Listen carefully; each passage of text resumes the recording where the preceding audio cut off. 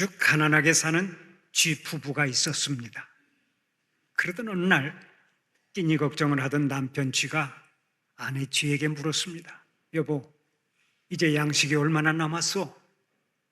아내 쥐가 대답했습니다. 글쎄요, 이제 양식이 쥐꼬리만큼 남았을 것입니다. 그러자 남편 쥐가 아내 쥐의 귀에다 대고 이렇게 속삭였다고 합니다. 여보, 우리 쥐도 새도 모르게 먹어버립시다. 비록 가난하고 궁색할지라도 항상 마음의 여유를 가지고 살아가자는 얘기인데, 이런 것을 가리켜 빈곤 속의 풍요라고 말하죠. 비록 환경은 어렵지만 내적으로는 유머가 있고 여유가 있고 언제나 행복을 노래하는 것을 가리켜 풍요라고 표현하는 것입니다. 우리가 어린 시절만 해도 물질적으로 참 가난하게 살았습니다. 그래서 이웃집에 쌀을 꾸러 간 적이 많고 또 쌀을 빌려준 적도 많습니다. 하루하루 일용할 양식이 없어서 이 집 저 집으로 쌀을 빌리러 다녀야 했고 어떤 때는 김치까지 얻어오곤 했습니다. 그렇게 궁색하게 살다 보니까 허구한 날 우리의 인사가 이랬습니다. 진진 드셨습니까?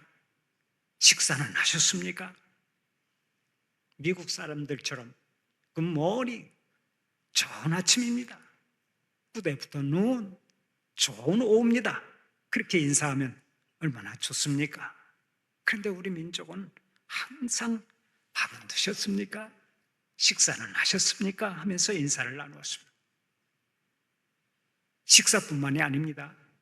먹는 문제가 중요해서 그랬는지 지금도 우리는 모든 것을 먹는 것으로 표현합니다. 어른들이 아이들에게 나이를 물을 때도 야, 너 몇 살 먹었냐 하고 묻고 아이들은 예, 10살 먹었습니다 하고 대답을 합니다.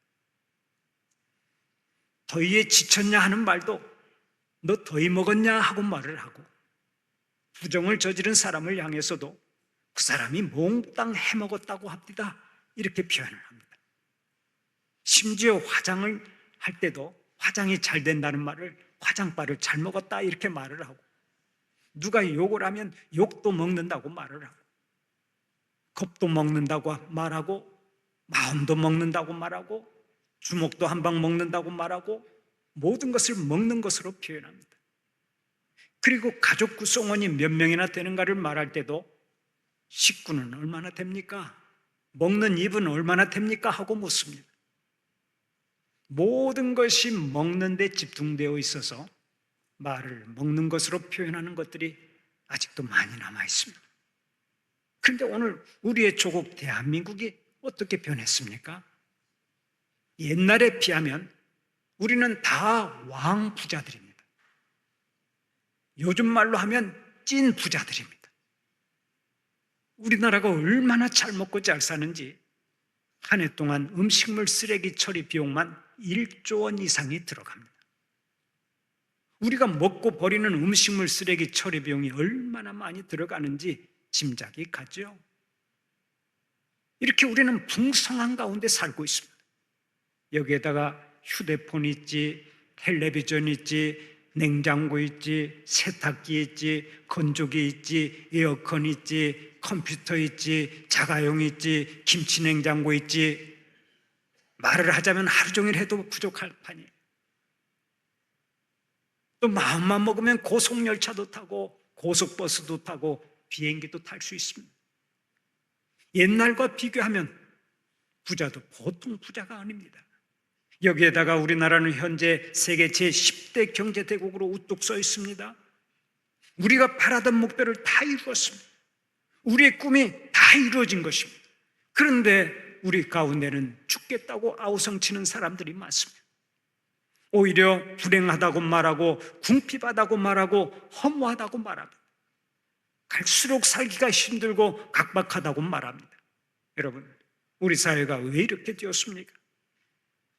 물질적으로는 과거보다 훨씬 더 풍요해졌지만은 영적으로는 심히 궁핍하고 병들어 있기 때문에 그렇습니다. 인간은 영적인 존재입니다. 그러므로 먹을 것이 아무리 풍부해도 영적으로 건강하지 못하면 행복을 노래하지 못하는 것입니다. 물질적으로 풍요를 누리기만 하면 누구나 행복을 노래할 것으로 생각하지만 절대로 그렇지 않습니다. 인간의 행복과 불행이 물질의 많고 적음에만 있는 것이 아니라는 말씀입니다. 그러므로 우리가 한 생을 성공적으로 살아가려면 인간의 실존을 정확하게 진단해보고 먼저 그 빈곤의 원인을 찾아야 합니다. 원인을 찾아내지 않고서는 인생의 해답을 찾을 수 없기 때문에 그렇습니다. 그러면 인생을 곤고하게 만들고 행복을 빼앗아가는 빈곤의 원인이 어디에 있습니까? 빈곤의 원인은 한마디로 말해서 하나님을 떠난 인간의 죄 때문입니다. 우리의 죄가 우리를 고통스럽게 만들고 우리의 죄가 우리를 곤고하게 만드는 것입니다. 인간은 어쩌다가 우연히 생긴 것이 아닙니다. 인간은 우리 하나님께서 지으셨습니다. 하나님께서 하나님의 형상을 따라 친히 창조하셔서 하나님과 교제하며 살 수 있는 특별한 은혜를 베풀어 주셨습니다. 그러나 인간의 마음속에 죄가 들어오면서부터 하나님과의 관계가 단절되고 말았습니다. 그 단절은 곧 죽음이었고 우리는 영생의 길을 잃어버렸습니다. 그래서 죄를 품고 태어나 죄 가운데서 살다가 영원히 멸망하는 지옥불에 들어가는 것이 인간의 숙명이 되고 말았습니다. 이 사실을 로마서 3장 23절을 보면 이렇게 말씀합니다. 모든 사람이 죄를 범하였음에 하나님의 영광에 이르지 못하더니. 여기서 하나님의 영광은 여러 가지 의미를 내포하지만 이 말은 하나님의 풍요로 해석할 수 있습니다. 모든 사람이 죄를 범하였음에 하나님의 풍요에 이르지 못하더니. 또 로마서 6장 23절을 보면 이렇게 말씀합니다. 죄의 삭은 사망이라. 여기서 사망이라고 하는 말은 죄의 결과로 인간이 하나님께로부터 분리된 상태를 뜻합니다. 그래서 이것을 육적인 사망과 구별해서 영적인 사망이라 말하기도 합니다. 결국 이 말씀도 우리가 하나님의 풍요로부터 단절되었다는 얘기입니다. 인간은 죄로 인해 하나님의 풍요로부터 멀어지고 죄로 인해 모든 빈곤의 근본을 끌어왔다는 것입니다. 이것을 나무와 가지로 비유할 수가 있는데요. 지금 여기에 사과나무 한 그루가 있다고 생각해 봅시다. 평소에 사과가 풍성하게 열립니다.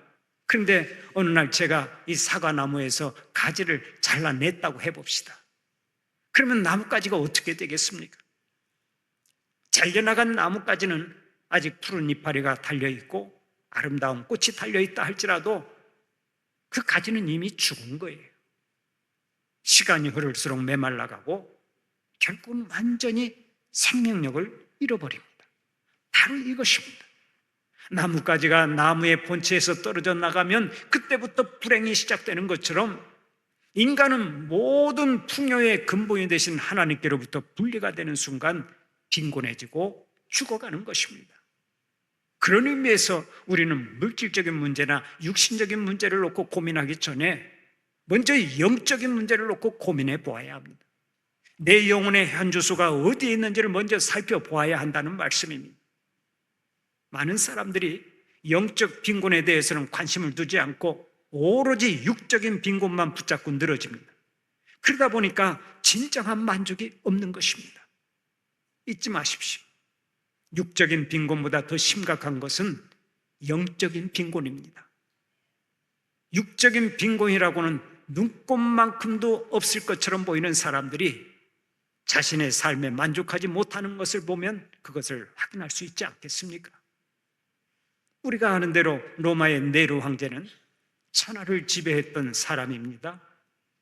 그가 살던 궁정은 복도의 길이만 1.6km나 되었고 그가 사용하던 노새와 말에게는 은장식 신발을 신겼습니다. 낚시질을 할 때는 금으로 된 낚시바늘을 사용했고 옷은 한 번 입었다가 벗으면 2번 다시 그 옷을 입지 않았습니다. 어려서부터 유명한 철학자인 세네카에게 시와 노래를 배우고 온갖 풍류를 일삼았습니다. 그러나 그렇게 화롭게 살았지만 채워도 채울 수 없는 영혼의 갈증 때문에 그는 평생을 몸부림치며 비참하게 살았습니다. 그는 어느 날 시 한 편을 쓰겠다고 로마 시내에다가 불을 질렀습니다. 궁궐에서 불타는 로마 시내를 내려다보며 노래를 불렀던 것입니다. 이것이 제정신입니까? 그 후에 시민들의 원성이 높아지니까 기독교인들에게 죄를 뒤집어 씌워서 무서운 학살을 감행했습니다. 사람들을 닥치는 대로 감옥에 집어넣고 수많은 사람들을 닥치는 대로 죽이다가 나중에는 자기 어머니를 죽이고 임신한 자기 아내까지 살해하는 미치광이가 되고 말았습니다. 그러다가 탄핵을 당하고 군사들이 들이닥치자 자결로 한 생을 마쳤는데 그때 그의 나이가 딱 30세였습니다. 겨우 30년 인생을 살다 갔는데 네로는 지금까지 가장 추악한 폭군으로 널리 알려져 있죠. 참으로 불행한 인생이 아닐 수 없습니다. 인간은 영적인 존재이기 때문에 아무리 육신적으로 풍요를 누린다 해도 영적으로 빈곤하면 그 어떤 일에도 만족하지 못하고 불행한 삶을 살아가는 것입니다. 그래서 인류 역사상 가장 호화롭게 살았던 또 한 명의 왕이었던 솔로몬도 훗날 전도서 1장 8절을 통해 이렇게 토로한 바 있습니다. 눈은 보아도 족감이 없고 귀는 들어도 가득 차지 아니하도다. 영적으로 빈곤해지니까 육신의 욕망을 아무리 채우려고 해도 진정한 만족을 누릴 수가 없었다는 고백입니다. 바로 이것이 인간의 식존입니다. 솔로몬은 처음에 하나님을 잘 믿었습니다. 그러나 세월이 흐르면서 세상과 짝을 짓고 육신의 욕망만을 채우려고 애쓰다가 결국에는 영적으로 심히 곤고해지고 말았습니다. 그 결과 풍요 속의 빈곤을 뼈저리게 경험하고 살았던 것입니다. 잊지 마십시오. 하나님을 떠난 인간의 영혼은 마치 밑 빠진 독과 같습니다. 아무리 세상의 것들로 채우고 또 채워도 만족할 수가 없습니다. 밑 빠진 독과 같으니까 채워도 자꾸 허무함만 쌓이는 것입니다. 그런 의미에서 우리는 하나님의 말씀을 놓쳐서는 안 될 줄로 믿습니다. 음식이 육신의 건강을 보장해 주는 것처럼 하나님의 말씀이야말로 우리 영혼의 건강을 보장해 주기 때문에 그렇습니다. 그래서 예수님은 이렇게 말씀하셨습니다. 사람이 떡으로만 살 것이 아니요 하나님의 입으로부터 나오는 모든 말씀으로 살 것이라. 40일 금식 기도를 하신 후 그 극한의 상황 속에서도 예수님께는 떡이 더 중요한 것이 아니라 말씀이 중요했던 것입니다. 말씀을 먹어야 내 영이 살아나고 내 영이 살아야 내 정신이 살고 내 정신이 건강해야 육신의 삶도 건강해집니다. 그러므로 하나님의 말씀을 놓치거나 하나님의 말씀을 들어도 들을 수 있는 귀가 없다면 그때부터 비극은 시작되는 것입니다. 오늘의 본문이 그것을 증명하고 있는데요. 오늘의 본문은 선지자 아모스 시대에 있었던 일을 증언하는 내용입니다. 그 당시의 국제정세는 이스라엘에게 아주 유리하게 돌아가고 있었습니다. 이스라엘을 끈질기게 괴롭히던 아수르가 아랍과의 전쟁에 휘말리면서 나라의 기반이 흔들릴 만큼 큰 위기가 찾아왔습니다. 그러자 여로보암 2세가 그 틈을 타서 주변 국가들과의 관계를 재정립하고 솔로몬 왕 시대의 영화를 재건하려고 하는 꿈을 꾸었습니다. 이스라엘 백성들도 풍요와 번영의 길을 기대하며 마음의 시름을 떨쳐냈습니다. 얼마나 놀라운 은혜입니까? 그런데 그렇게 좋은 시절을 만났는데도 그들은 오히려 교만하고 사치하고 타락의 길을 가기 시작했습니다. 관료들은 부정부패를 밥 먹듯이 일삼고 백성들은 무절제한 생활을 하고 사회는 빈부의 격차가 날이 갈수록 심해졌습니다. 모든 백성들이 멸망의 길로 치달았던 것입니다. 바로 그때 하나님께서 선지자 아모스를 통해 이렇게 말씀하셨습니다. 주 여호와의 말씀이니라. 보라 날이 이를지라. 내가 기근을 땅에 보내리니 양식이 없어 주림이 아니며 물이 없어 가람이 아니요 여호와의 말씀을 듣지 못한 기갈이라. 하나님의 백성에게 가장 큰 은혜는 누가 뭐라 해도 하나님의 말씀을 들을 수 있는 것입니다. 하나님은 이 은혜를 베풀기 위해서 시대마다 주의 종들을 세우시고 하나님의 말씀을 선포하도록 하셨습니다. 그래서 하나님의 백성들은 말씀을 들을 때마다 은혜 받고 하나님의 임재를 경험하며 살았습니다. 그런데 하나님의 백성이면서도 하나님의 말씀을 들을 수 없다면 그것이야말로 보통 저주가 아닙니다. 왜 그렇습니까? 하나님의 말씀이 없다는 것은 하나님께서 그들을 떠나셨다는 얘기고 하나님의 은혜도 떠났다는 것이 되기 때문입니다. 그런 의미에서 말씀의 기근보다 무서운 것이 없는 줄 믿으시기 바랍니다. 말씀의 기근이 얼마나 무서운지 오늘의 본문 12절 13절을 보면 하나님께서 이렇게 말씀하십니다. 사람이 이 바다에서 저 바다까지 북쪽에서 동쪽까지 비틀거리며 여호와의 말씀을 구하려고 돌아다녀도 얻지 못하리니 그날에 아름다운 처녀와 젊은 남자가 다 갈아여 쓰러지리라. 말씀의 기갈이 심하게 되면 아무리 간절하게 말씀을 찾아 헤매도 말씀을 받지 못하고 더 이상 하나님의 백성된 정체성도 찾을 수 없게 된다는 것입니다. 더 나아가서 인생의 황금기에 있는 아름다운 처녀와 젊은 남자들까지도 다 갈아여 쓰러지게 된다고 말씀합니다. 이것이 얼마나 큰 비극입니까? 그렇다면 우리는 말씀 없는 사회와 말씀이 들려지지 않는 사회를 가장 경계하고 살아야 합니다. 이 세상의 모든 빈곤이 말씀을 떠날 때 찾아오기 때문에 그렇습니다.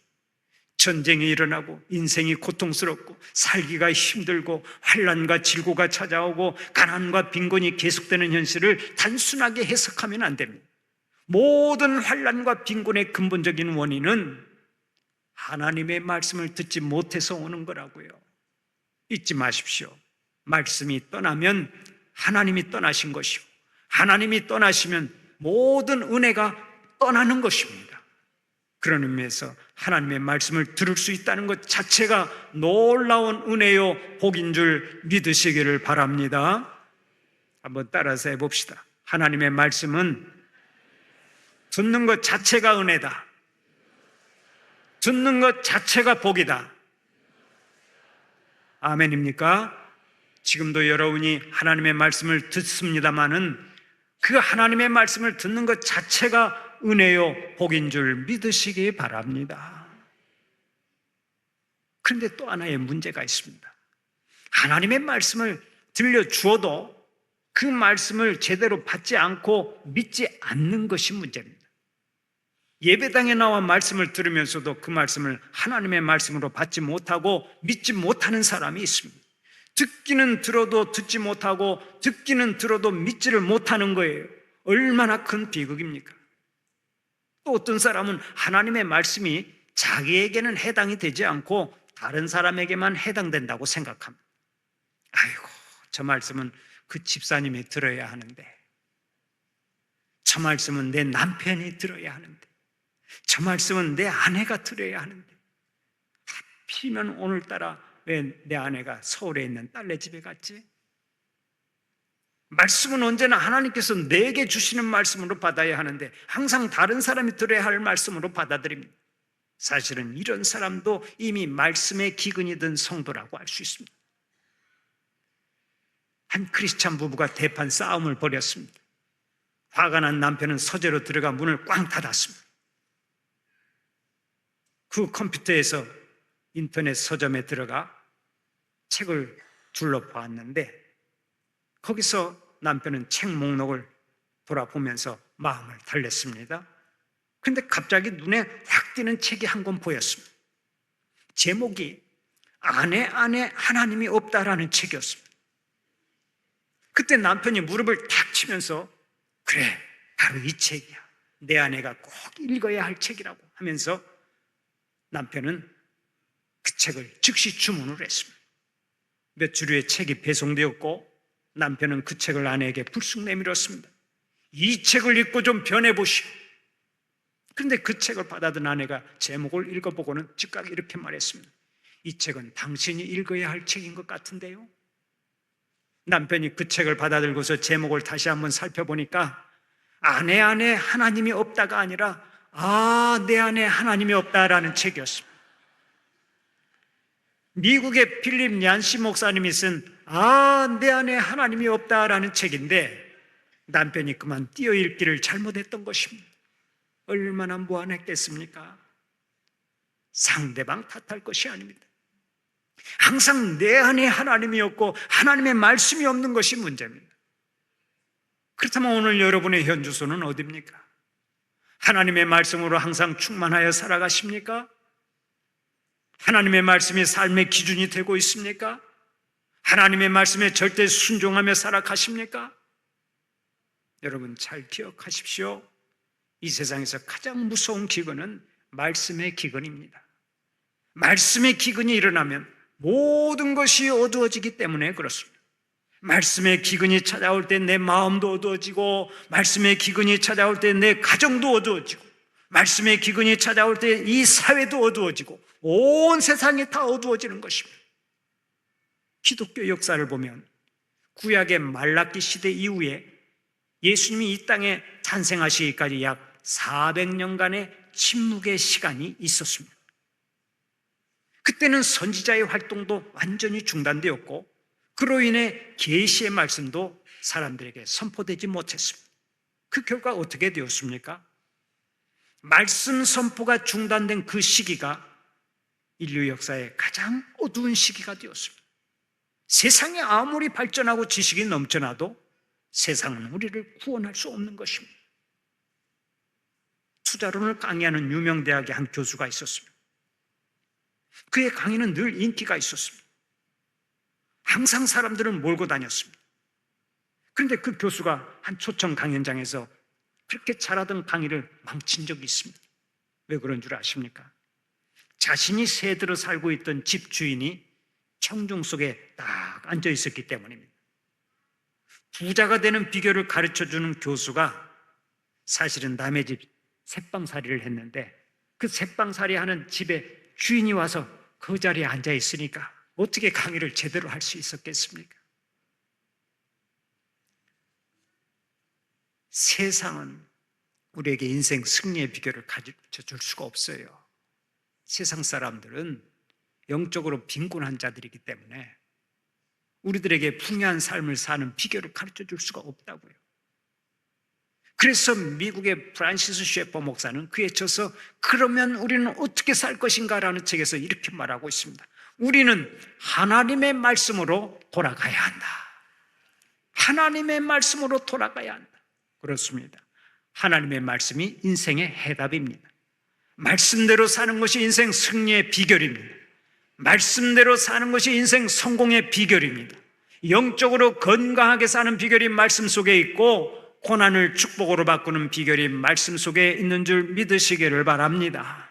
더 나아가서 말씀을 사모하고 말씀 충만하여 사는 것이 풍요 속의 빈곤을 물리치는 비결이 됩니다. 사랑하는 우리 성도들은 날마다 하나님의 말씀으로 충만해서 모든 일에 승리하고 모든 일에 감사가 넘쳐나고 영적으로 건강하게 사는 복이 있기를 간절히 축원합니다.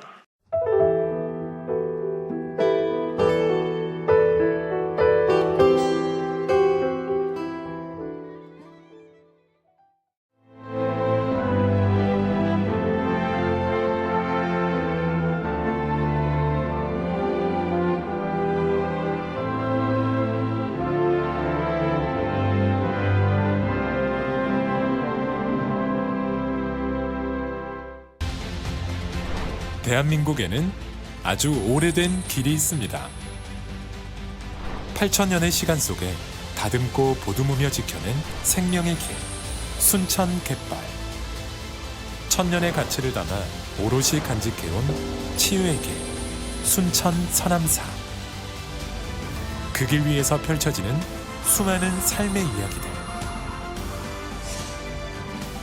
세계 속에서 빛나는 그 귀한 가치를 더 나은 내일로 이어가는 시간.